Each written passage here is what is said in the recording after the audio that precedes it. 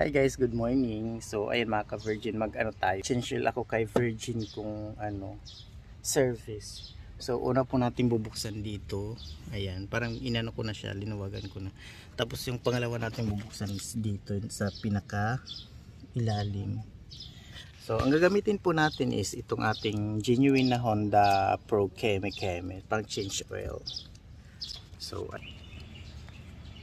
So ayan mga ka-Virgin, mayroon po tayo dyan tornilyo na alisin, mga 12 mm yung gagamitin natin na pangbukas po dyan. So pag nabuksan nyo na po siya, so pipihitin nyo lang yung tornilyo. Ayan, ganun yung ginagawa ko hanggang naman siya, hanggang matanggal yung tornilyo dyan sa ilalim ng anuhan ng change oil.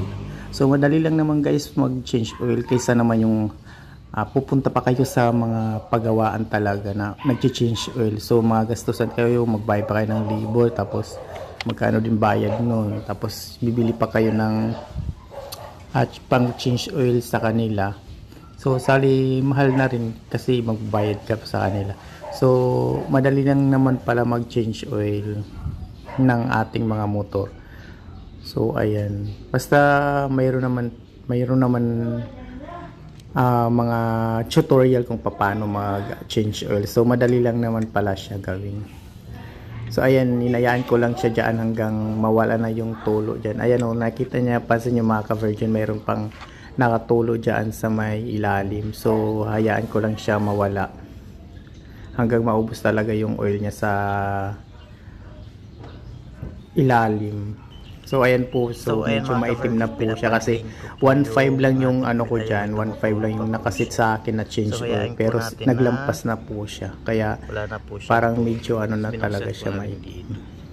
So ayun kayo mga ka-Virgin, gusto yung mag-change oil ng motor nyo, so madali lang naman pala. So sundan nyo lang yung mga nag-change oil, yung mga legit marunong talaga. So ayan, so madali lang naman pala mag-change oil. So kaysa pupunta pa kayo sa mga yung mga pagawaan, so magbabayad pa kayo, kaysa dito kayo na lang yung mag-change oil, madali lang naman.